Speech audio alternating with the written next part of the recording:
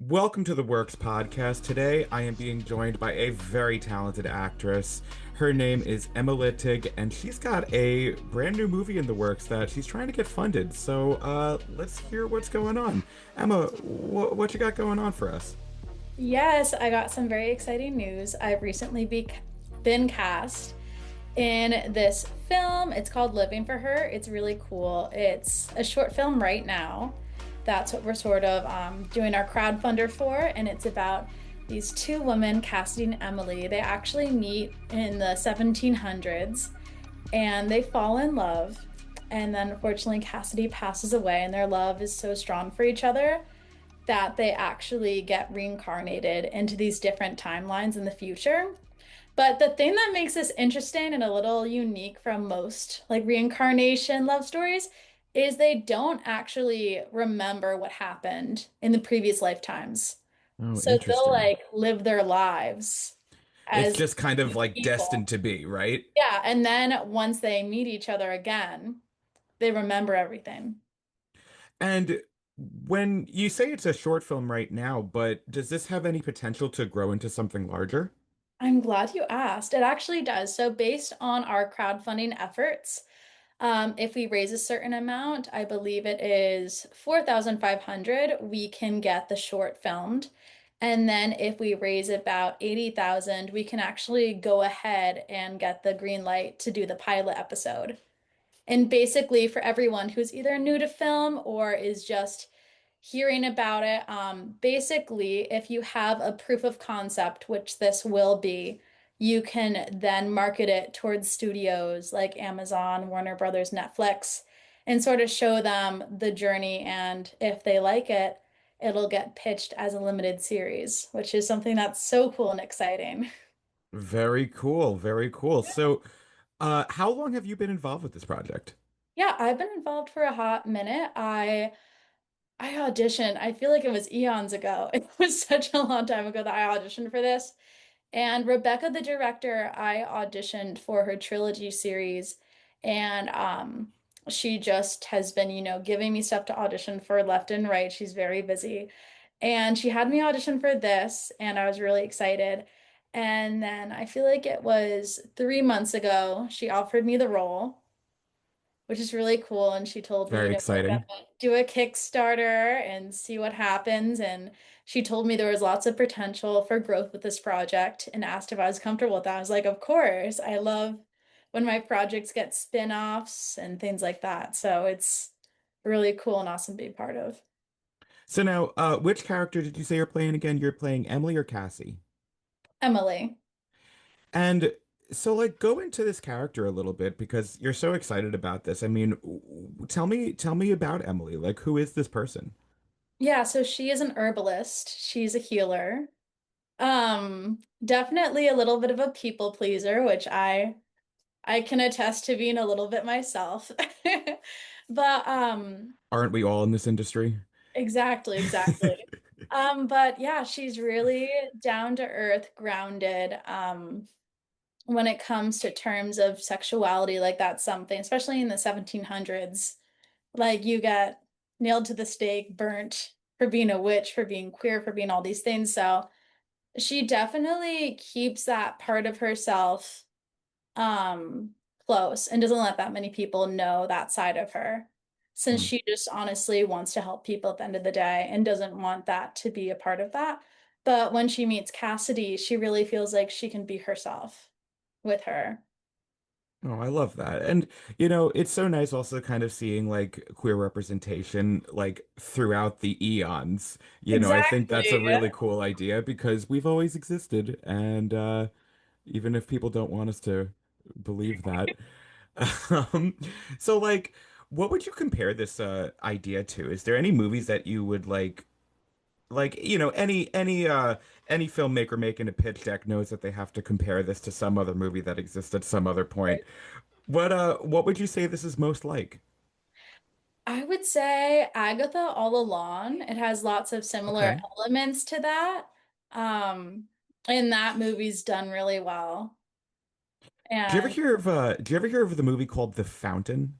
The Fountain, no. It's Enlighten it's a it's a Darren Aronofsky film that me. like it wasn't one of his bigger films, and like even as a huge fan of his, like it's probably not one that I put on very frequently. But like it kind of reminded me of that when you were like telling me the plot of these two people that are just like these two souls that every time they die and then reincarnate in another life, they just find each other somehow. Mhm. I just love kind of stories like that. Yeah, no, I'm very excited. And plus, Rebecca wants the same actors to play each iteration of them. So Okay. they'll look physically the same. So I'll get to, be in all the different wardrobe from all the different time periods, which I'm looking So for. I have to ask, like, is there a time period you're most excited about? Yeah, so we don't have all the time periods down yet, but Rebecca has chatted about potentially maybe doing the 80s. So Okay. if we do that, I'm really excited about that. Get the hair going and stuff. The hair going. I think also the 20s would be super fun to do. And honestly, 1700s, the dresses are just so beautiful. I love corsetry and just all that. I think that'll be really fun. Also, she'll have like this ornate apron that she can put all her herbs in and tools. So I'm really excited to play around with that. Now, can you tell me anything about this director, Rebecca? Like, tell me like some of her inspirations for this piece, or some of your inspirations, like accepting the role. Yeah, of course. No, Rebecca Hyatt, she actually is a YA fantasy novel. So she has a published series out called Secrets of the Warrior, and it's a three-part trilogy. And it's queer as well, and it's about these elves and they're going on missions and, doing elf things. I haven't read them fully, but from what I've heard, it seems really cool. And I'm super excited for that. And she really loves working with the community. She's based in Pennsylvania, so I'm really excited to sort of dive into the Pennsylvania film scene since I'm predominantly New York based. But yeah, she's really cool. It's great to work with her. I am really passionate about getting this film funded, and if I ever have any ideas, she'll always tell me like tell me the ideas and we'll make it work. And I told her since she actually has another project that I can't talk about yet. Um, but Come on, give us something. Give us a I little, know. I mean, just a little. it's queer. It's for sure it's queer, and I'm in it, and it's cool. But yeah, I told her like, I think one of my friends and collaborators would work really good on this project, and Rebecca brought them on, Oh, nice. which was super cool. So I really like having that, collaborative energy outside of just being the actor, which Rebecca definitely can be a part of. So You yeah. know, there's one thing about the film industry is like it's a really large, small industry. I'll try that again. It's a really large, small industry, like everybody, at one point or another has kind of worked with somebody that or they know, and Yeah. I love how like there is actually such a community here of artists that really love working together. Mhm. And I just think that's so special because I feel like that's something that no other industry offers.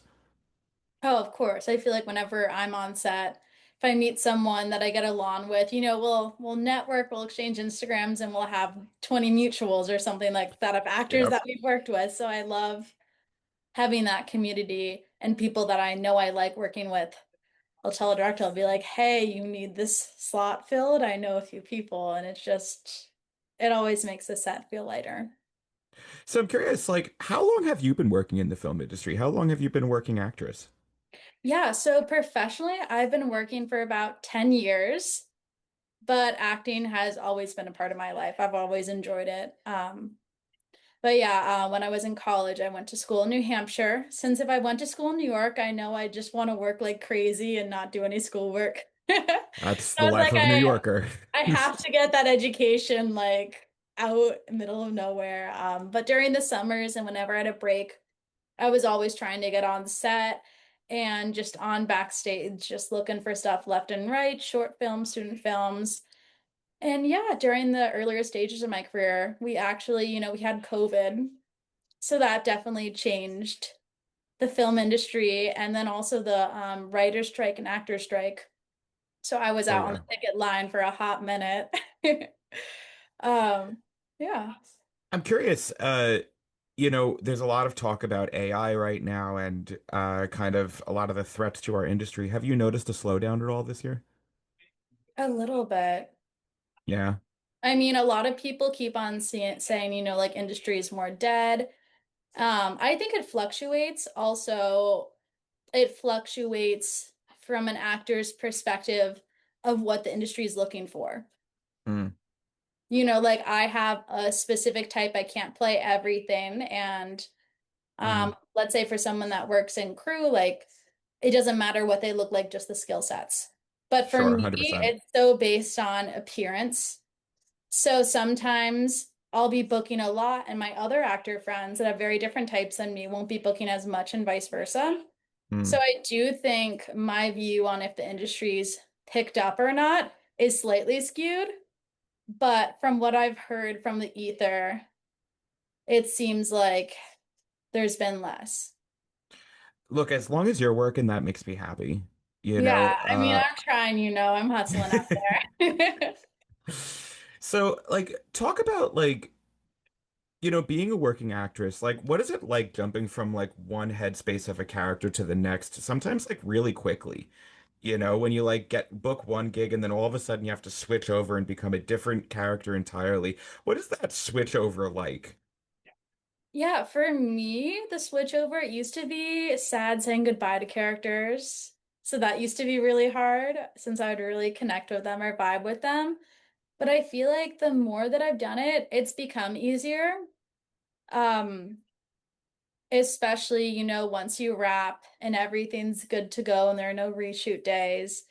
Just knowing that a project's wrapped can help me move on to the next, and having that next character to sort of latch on to and become obsessed with and become their best friend, um, really helps me with that transition.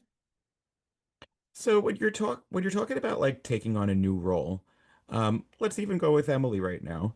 Yeah, What type of preparation do you do for that? I do lots of research, especially with someone that is set in a specific time period that's not mine. I'll do lots of Oh yeah. research that way. Also, I feel like because of that research, Instagram will send me reels that are sort of similar to the vibe of the character. Oh, Um, the algorithm. because they're always listening. Um, so I'll do that. Sometimes I'll read books about it. I'll do podcasts. I'll also make sure to like read through my script and I'll write down notes. I'll even write down objectives, sort of what the character wants. And then I try to at least have some rehearsals with the other actors or see if we can do something like that. One thing that I really like doing too is just, and it sounds a little silly, but with pieces that have enriched text or heightened text, I'll sometimes translate it into the most modern English possible in Oh, that's slang interesting. to sort of make it more readable if you're doing a quick glance. So that's just another way to like better understand the text, which is cool and fun. And yeah, just like thinking about, what they like doing, their past. I'll even sometimes write down like fake journal entries for like when they are in a project reminiscing about a past experience. Or if they Hmm. reference something in the past, I'll try to write down what happened in that moment so I can really create a well-balanced, meaningful world for them. Now, talking about this current project that you're trying to get funded here, Yeah. um, have you been able to rehearse or meet your co-star at all? Not yet. We're still in the funding stages. She is out in Pennsylvania and I'm in New York, so it's kind of hard to, get us out. Plus, I'm pretty sure um she's booked on something or of sorts, we're very So busy, she's going to but be doing the switch soon. probably. And I will too. But yeah, I mean, we soon will, hopefully. So I guess what I was leading to there was, you have this actress who is going to be playing not just your co-star, but this, infinite love of yours.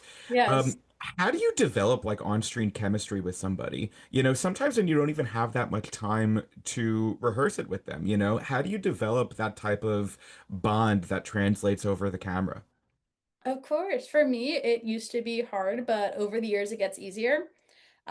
First thing, I like to always ask production if they'll do a chemistry read. For this project, we will be doing a chemistry read before filming, just so we can sort of build on that. And if, let's say, I show up to set and this is the first day that I'm meeting XYZ person, what I'll do is I'll introduce myself, be friendly, just try to just maintain a positive vibe, work really closely with the intimacy coordinator too, to make sure boundaries are made and clear and set and that everyone's comfy. And just honestly being like a good friend on set, someone that can be like, hey, if you need something, like let me know. And I'm like here to have fun, but also have a good time, make sure everyone's nice and comfortable. Interesting. You know, you brought up the role of the intimacy coordinator on set, Yeah. and this has become a major role as of the last, I'd say, decade and a half. Mhm.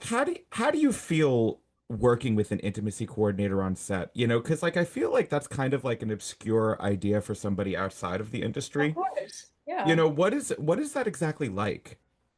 Yeah, so an intimacy coordinator basically is someone that is going to choreograph any either scenes that involve nudity or kissing or intimacy.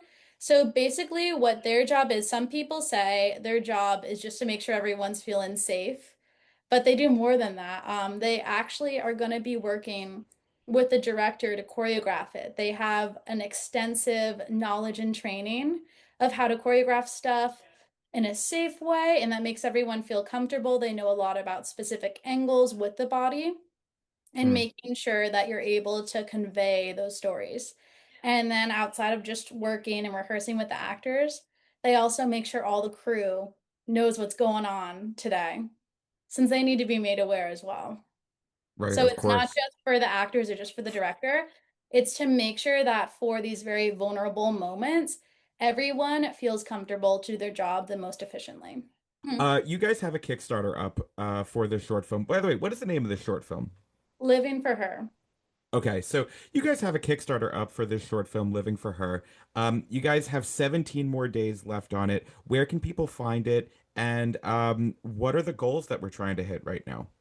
Exactly. So Living for Her, you can find it on the Kickstarter website. And I believe you can put a link down in the description for people to probably find it. Um, 100%. Amazing. So if you click that, you'll get to it. It is really cool. The thing with Kickstarter is if you reach your goal, you're able to keep all the money, but if you don't, everything gets refunded to everyone. So we're really trying to hit that goal. We are 16% funded. We have a lot of more funders coming in, but we can't reach our goal without a little bit of everyone's help. So any Of amount that course. you can donate is so highly appreciated. And if you donate $5, you get a special thanks credit. So it can either be in your name or if there's someone out there that wants to be in the credits of a film, highly recommend. And then if you donate 35, you actually get the full ebook series, Secret of the Warrior, that I was talking about earlier. Oh, that's so cool. I know, it's like a special fun prize. So there's lots of stuff. And if anyone is looking for any executive producer credit, which is hard to come by these days, you can donate a higher tier of $500. So if anyone's looking for that, they also get IMDb credit, which is super cool.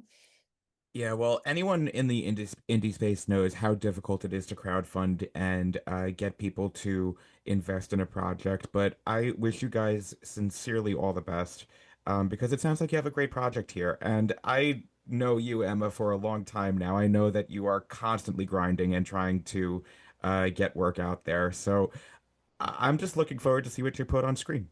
Oh, thank you so much. I Of appreciate course.